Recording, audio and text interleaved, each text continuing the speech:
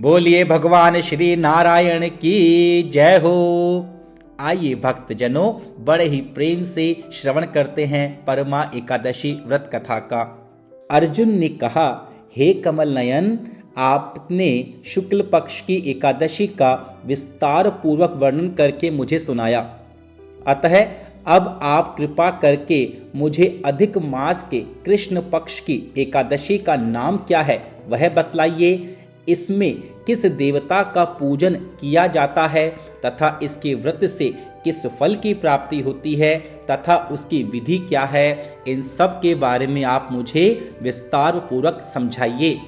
श्री भगवान बोले, हे अर्जुन, अधिक मास के कृष्ण पक्ष में जो एकादशी आती है वह परमा एकादशी कहलाती है। उसे पद्मिनी एकादशी, कमला एकादशी, पुरुषोत्तमी एकादशी भी कहा जाता है। वैसे तो प्रत्येक वर्ष 24 एकादशियां होती है। अधिक मास या मलमास को जोड़कर वर्ष में 26 एकादशियां हो जाती है। अधिक मास में 2 एकादशियां होती है जो पद्मिनी एकादशी और परमा एकादशी के नाम से जानी जाती है। पद्मिनी एकादशी शुक्ल पक्ष में और परमा एकादशी कृष्ण पक्ष में आती है। इस व्रत से सभी पाप नष्ट हो जाते हैं तथा मनुष्य को इस लोक में सुख तथा परलोक में सद्गति प्राप्त होती है। इसका व्रत विधान अनुसार करना चाहिए और भगवान विष्णु का धूप, दीप, नैवेद्य, पुष्प आदि से पूजन करना चाहिए। इस एकादशी की पावन कथा को जो कि महर्षियों के साथ कांपिल्य नगरी में हुई थी वह मैं तुमसे कहता हूँ, ध्यान पूर्वक उसका श्रवण कीजिए। कांपिल्य नगरी में सुमेधा नाम का एक अत्यंत धर्मात्मा ब्राह्मण रहा करता था। उसकी स्त्री अत्यंत पवित्र और पतिव्रता थी। किसी पूर्व पाप के कारण वह दंपति अत्यंत दरिद्रता का जीवन व्यतीत कर रहे थे। ब्राह्मण को भिक्षा मांगने पर भी भिक्षा नहीं मिलती थी। उस ब्राह्मण की पत्नी वस्त्रों से रहित होते हुए भी अपने पति की सेवा किया करती थी तथा अतिथि को अन्न देकर वह स्वयं भूखी रह जाती थी और पति से कभी किसी वस्तु की मांग नहीं किया करती थी। दोनों पति पत्नी घोर निर्धनता का जीवन व्यतीत कर रहे थे। एक दिन ब्राह्मण अपनी स्त्री से बोला, हे प्रिय, जब मैं धनवानों से धन की याचना करता हूँ तो वह मुझे मना कर देते हैं। गृहस्थी धन के बिना नहीं चलती, इसलिए यदि तुम्हारी सहमति हो तो मैं परदेश जाकर कुछ काम करूं, क्योंकि विद्वानों ने कर्म की प्रशंसा की है। ब्राह्मण की पत्नी ने विनीत भाव से कहा, हे स्वामी, मैं आपकी दासी हूँ। पति अच्छा और बुरा जो भी कहे पत्नी को वही करना चाहिए। मनुष्य को पूर्व जन्म में किए हुए कर्मों का ही फल मिलता है। सुमेरु पर्वत पर रहते हुए भी मनुष्य को बिना भाग्य के स्वर्ण नहीं मिलता। पूर्व जन्म में जो मनुष्य विद्या और भूमि का दान करते हैं उन्हें अगले जन्म में विद्या और भूमि की प्राप्ति होती है। ईश्वर ने भाग्य में जो कुछ लिखा है उसे टाला नहीं जा सकता। अगर कोई मनुष्य दान नहीं करता तो प्रभु उसे केवल अन्न ही देते हैं। इसलिए आपको इसी स्थान पर रहना चाहिए, क्योंकि मैं आपका बिच्छू है, यानी आपसे अलग नहीं रह सकती। पति बिना स्त्री की माँ, पिता, भाई, ससुर तथा संबंधी आदि सभी निंदा करते हैं। इसलिए हे स्वामी, कृपा कर आप कहीं ना जाए। जो भाग्य में होगा वह यहीं प्राप्त हो जाएगा। स्त्री की सलाह मानकर ब्राह्मण परदेश नहीं गया। इसी प्रकार समय बीतता रहा। एक बार कौंडिन्य ऋषि वहां आए। ऋषि को देखकर ब्राह्मण सुमेधा और उसकी स्त्री ने ऋषि को प्रणाम किया और बोले, आज हम धन्य हुए ऋषिवर, आपके दर्शन से हमारा जीवन सफल हो गया। ऋषि को उन्होंने आसन तथा भोजन दिया। भोजन देने के बाद पतिव्रता ब्राह्मणी ने कहा, हे ऋषिवर, कृपा कर आप मुझे दरिद्रता का नाश करने की विधि बतलाइए। मैंने अपने पति को परदेश में जाकर धन कमाने से रोका है। मेरे भाग्य से आप यहाँ आए हैं।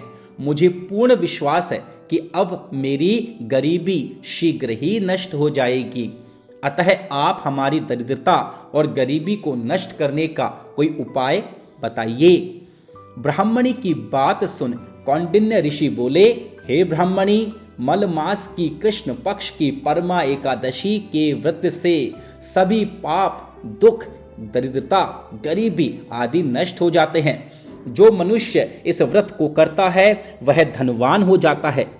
इस व्रत में नृत्य, गायन आदि सहित रात्रि जागरण करना चाहिए। यह एकादशी धन वैभव देती है तथा पापों का नाश कर उत्तम गति भी प्रदान करने वाली है।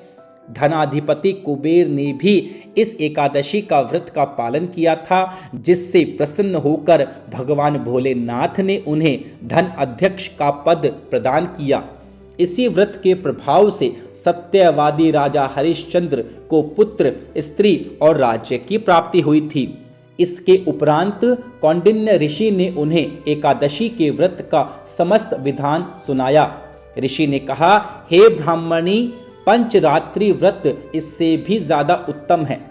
परमा एकादशी के दिन प्रातः काल नित्य कर्म से निवृत्त होकर विधान पूर्वक पंचरात्रि व्रत आरंभ करना चाहिए। जो मनुष्य 5 दिन तक निर्जल व्रत करते हैं वे अपने माता पिता और स्त्री सहित स्वर्गलोक को जाते हैं। जो मनुष्य 5 दिन तक संध्या को भोजन करते हैं वे स्वर्ग को जाते हैं। जो मनुष्य स्नान करके 5 दिन तक ब्राह्मणों को भोजन कराते हैं वे समस्त संसार को भोजन कराने का फल प्राप्त करते हैं। जो मनुष्य इस व्रत में अश्व दान करते हैं उन्हें तीनों लोकों को दान करने का फल मिलता है। जो मनुष्य उत्तम ब्राह्मण को तिल का दान करते हैं वे तिल की संख्या के बराबर वर्षों तक विष्णु लोक में वास करते हैं। जो मनुष्य घी का पात्र दान करते हैं वह सूर्य लोक को प्राप्त हो जाते हैं। जो मनुष्य 5 दिन तक ब्रह्मचर्य पूर्वक रहते हैं वे देवांगनाओं के साथ स्वर्ग को जाते हैं। हे ब्राह्मणी, तुम अपने पति के साथ इस व्रत को धारण करो, इससे तुम्हें अवश्य ही सिद्धि और अंत में स्वर्ग की प्राप्ति होगी। कौंडिन्य ऋषि के वचन सुनकर ब्राह्मण और उसकी स्त्री ने परमा एकादशी का 5 दिन तक व्रत किया। व्रत पूर्ण होने पर ब्राह्मण की स्त्री ने एक राजकुमार को अपने यहाँ आते हुए देखा। राजकुमार ने ब्रह्मा जी की प्रेरणा से एक उत्तम घर जो कि सब वस्तुओं से परिपूर्ण था उन्हें रहने के लिए दिया। इसके उपरांत राजकुमार ने उन्हें आजीविका के लिए एक गांव दिया।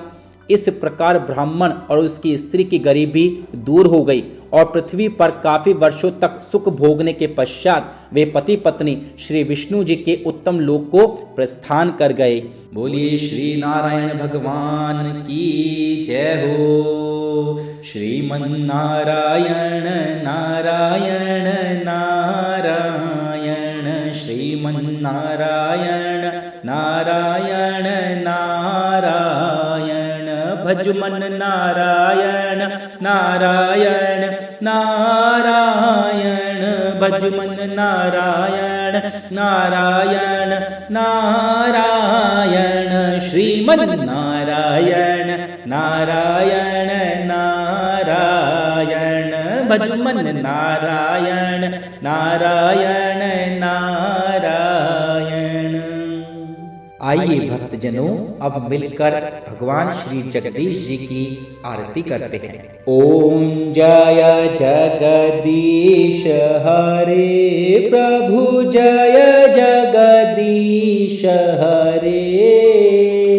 भक्त जनों के संकट, दास जनों के संकट क्षण में दूर करे। ओम जय जगदीश हरे। पावे फल पावे